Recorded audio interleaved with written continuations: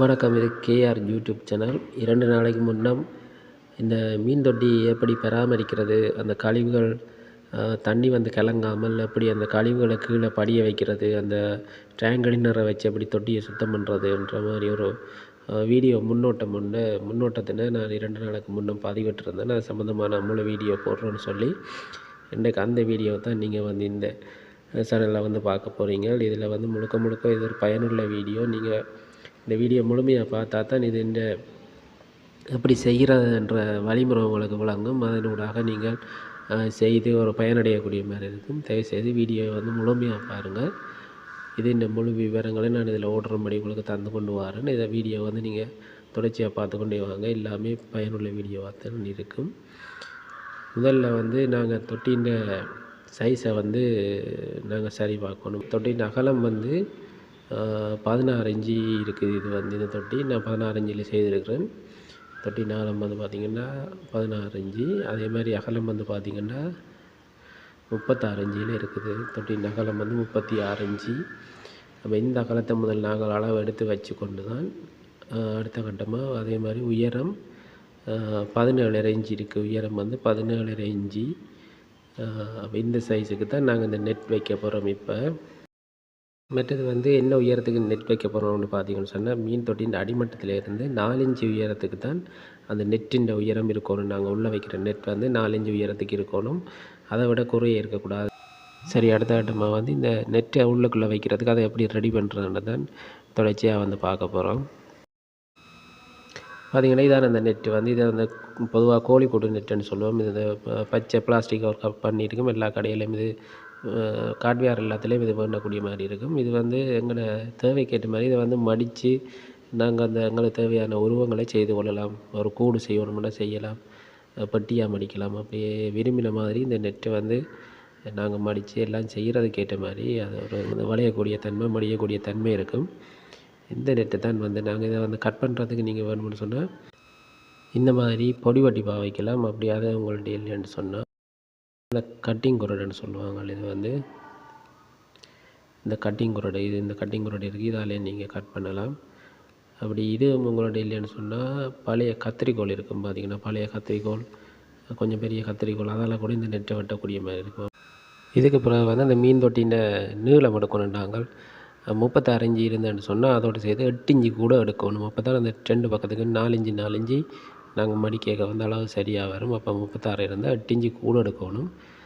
அதே மாதிரி வந்து அகலத்தையும் பார்த்திங்கன்னு சொன்னால் அகலம் இப்போ 16 இன்ச்சு வருதுன்னு சொன்னால் அதோட வந்து 8 இன்ச்சு நாங்கள் கூட எடுக்கணும். 8 இன்ச்சு கூட எடுத்தால் தான் அது வந்து அடுத்த சைட்டுக்கு 2 பக்கத்துக்கு 4 இன்ச்சு நாங்கள் மடிக்கைகளில் வந்து அந்த நெட்டு வந்து எங்களுக்கு காணக்கூடிய மாதிரி சரியான அளவுக்கு வரும்.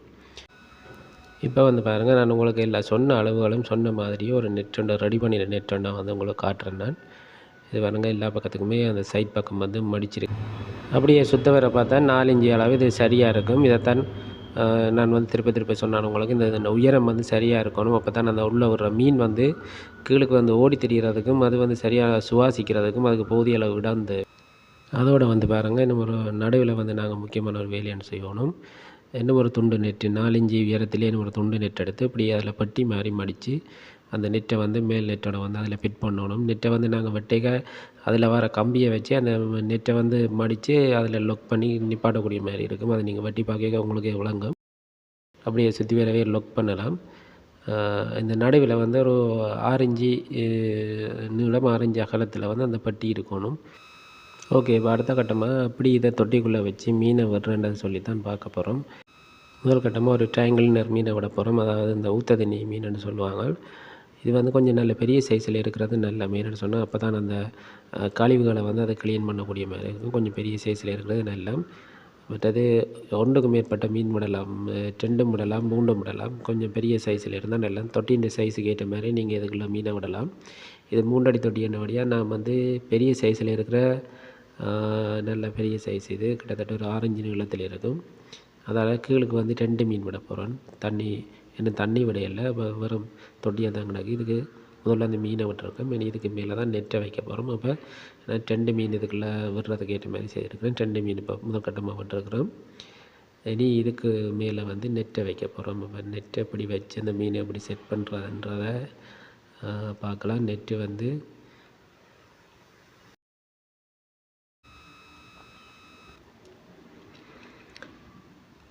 வைக்கல வந்து கிட்டத்தட்ட கண்ணாடி சைடில் சுத்த வர சரியான அளவுக்கு இருக்கணும். அப்போ தான் வந்து இப்போ பெரிய சைஸ் மீன் நாங்கள் இதுக்கு விடைகளில் ஓகே, சின்ன சைஸ் மீன் விட்டு இந்த சைட் இடைவெளியை போய் வந்து மீன் மாட்டிக்கணும். அதால் மீன் இறக்கிறதுக்கான வாய்ப்பும் இருக்குது. அதால் வந்து கொஞ்சம் சரியான அளவுக்கு இருக்கணும், இடைவெளி கணக்கே இருக்கக்கூடாது. அளவாக போய் வரக்கூடிய இடைவெளியில் இந்த நாங்கள் வந்து நெட்டை மடித்து ரெடி பண்ணணும். அப்போ தான் அது சரியாக இருக்கும். இதுக்கு மேலே வந்து பார்த்திங்கன்னு சொன்னால் இப்போ கீழுக்கு 2 மீன் விட்டுருக்கோம். அடுத்த கட்டமாக நெட்டுக்கு மேலே இந்த பெட்டிக்குள்ளே இந்த கீழே நிற்கிற மீன் வந்து இந்த பெட்டிக்குள்ளே வரக்கூடாது. இந்த பெட்டி வந்து அப்படி எம்டியாகவே இருக்கணும். கீழே நிற்கிற மீன் இந்த பெட்டிக்குள்ளே வராமல் இருக்கணும். இப்போ வந்து அதுக்கு மேலே இன்னும் ஒரு ட்ரையாங்கிள் விட போகிறோம். நெட்டுக்கு மேலே, அதாவது நெட்டுக்கு கீழே பார்த்திங்கன்னா 2 மீன் நிற்கிது. இப்போ நெட்டுக்கு மேலே வந்து இன்னும் ஒரு ட்ரையாங்கிள் விட்டுருக்கோம். நீங்கள் 2 விடலாம், 1 விடலாம். உங்களோட மீன் இருக்கிறதுக்கு ஏற்ற மாதிரி செய்யலாம். இது வந்து பெரிய சைஸ் மீனை தான் விட்டுருக்குறேன். மேலே நிற்கிற மீன் வந்து கண்ணாடியை சுத்தமாக வச்சுக்கொள்ளும். கண்ணாடியும் மேலே உள்ள நெட்டில் உள்ள அழுக்குகள் எல்லாத்தையும் அதை எடுத்து அது சுத்தமாக மேலே உள்ள வேலைகளை வந்து அவர் செய்து கொள்வார். கீழே உள்ள ஆட்கள் வந்து கீழுக்கு வர கழிவுகளை வந்து சேகரித்து கொண்டு வந்து அந்த பெட்டியாக இருக்கிற நெட்டுக்குள்ளே விடுறதான் வந்து அவையின் வேலை. அதை எப்படி அதை வந்து செய்ய போயினோம், அது என்ன மாதிரி நடக்க போகிறதுன்றதை நீங்கள் தொடர்ச்சியாக வீடியோ மூலம் பார்த்துக்கொள்ளலாம்.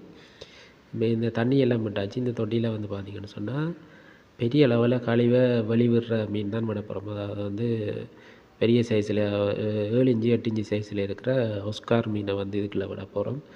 அப்போ தான் தெரியும் உங்களுக்கு எந்தளவு தூரத்துக்கு அது இந்த கழிவு வருமென்னு உங்களுக்கு நல்லாவே தெரியும். அந்த கழிவு அப்படி இந்த மீன் டேங்க் கிளீனர் வந்து சுத்தம் செய்து தொட்டி எப்படி க்ளீனாக இருக்குன்றதை பார்க்க போகிறோம். உங்களுக்கே மீன் சைஸை பார்த்தா வந்து தெரியும். பெரிய சைஸில் இருக்கிற மீன் இது வந்து சாதாரணமாக 1 8 இன்ச்சு நீளம், 1 7 இன்ச்சு நீளத்தில் இருக்குது. இது கிட்டத்தட்ட 1 வருஷத்துக்கு மேலே இந்த மீன் நின்று வளருது. இந்த முறையில் தான் நான் வந்து தினமும் இந்த தொட்டியை பராமரித்து கொண்டு வரேன். உங்களுக்கு பார்த்தாலே தெரியும். அதோடு சேர்த்து அதுலேருந்து கொஞ்சம் சின்ன சைஸு 4 இன்ச்சு சைஸில் வந்து ஒரு 6 மீன் நிற்கிதுன்னுட்டு அதையும் சேர்த்து இதோட தான் விட்டு வளர்க்குறேன்னு பாருங்கள் அப்படி இருக்குதுன்னு சொல்லி. ஓகே, இப்போ தொட்டிக்குள்ளே வந்து மீனை விட்டுட்டோம். ஆனால் இந்த தொட்டி வந்து இப்போ எவ்வளவு க்ளீனாக இருக்கோ இதே மாதிரியே குறைஞ்சது 1 மாதம் வரைக்கும் இப்படியே க்ளீனாக இருக்கணுமன்றது தான் இந்த செயற்பாட்டின் முக்கியமான விஷயம் வந்து. ஆனால் அப்படித்தான் நான் வச்சுருக்கிறேன். அதை நீங்களும் ட்ரை பண்ணி பார்த்தா தான் தெரியும். இப்போ வந்து பாருங்கள், இந்த டேங்க் கிளீனர் எல்லாமே தங்களோட வேலையை ஆரம்பிச்சிட்டினோம். இது வந்து மேலுக்கு க்ளீன் பண்ணுறதுக்கு தொடங்கியிருக்கிறேன். அதே மாதிரி கீழே நிற்கிற மீன்களும் வந்து மேலே இருக்கிற மீன் கழிவுகள் எல்லாம் வர அதுவும் அந்த க்ளீன் பண்ணுற வேலையை வந்து ஆரம்பிக்கும். இது வந்து குறைஞ்சது ஒரு 3 நாள் 4 நாளுக்கு பிறகு தான் இது எப்படி அந்த கழிவெல்லாம் அதற்கு போய் சேகரித்து வச்சுருக்குன்றதை நீங்கள் பார்க்கலாம். அது வரைக்கும் நீங்கள் வெயிட். இதுக்கான அடுத்த வீடியோவில் வந்து நான் இந்த பெட்டிக்குள்ளே நிற்கிற கழிவுகளை வந்து எப்படி ஈஸியாக வெளியில் எடுக்கிறேன்னு சொல்லி அதையும் நான் வந்து உங்களுக்கு தெளிவாக காட்டுவேன். ஓகே, நீங்கள் அடுத்த வீடியோ பார்க்கணும்னு சொன்னால் இந்த சேனலை மறக்காமல் வந்து சப்ஸ்கிரைப் பண்ணி பெல் பட்டனையும் கிளிக் பண்ணி வச்சா தான் நான் போடுற வீடியோ உங்களுக்கு நோட்டிஃபிகேஷன் வரும். அது மூலமாக இந்த அடுத்த கட்ட வீடியோவை நீங்கள் பார்க்கக்கூடிய மாதிரி இருக்கும். அதெல்லாம் மறக்காமல் உங்களோட கருத்துக்களையும் இந்த வீடியோவில் உங்களுக்கு என்ன விளங்கியிருக்கு, என்ன விளங்கல, என்ன உங்களுக்கு நான் தெளிவாக சொல்லணுன்றதையும் நீங்கள் வந்து இது கருத்தில் கமெண்டில் வந்து பதிவிடுங்க. அது மூலமாக நான் சில விஷயங்களை நான் உங்களுக்கு இன்னும் கூடுதலாக தரலாம், அல்லது எந்த சைடில் இருக்க பிரச்சனைகளை திருத்திக் கொள்ளக்கூடிய மாதிரி இருக்கும். மறக்காமல் உங்களோட கருத்துக்களையும் பதிவிடுங்க. நன்றி, வணக்கம்.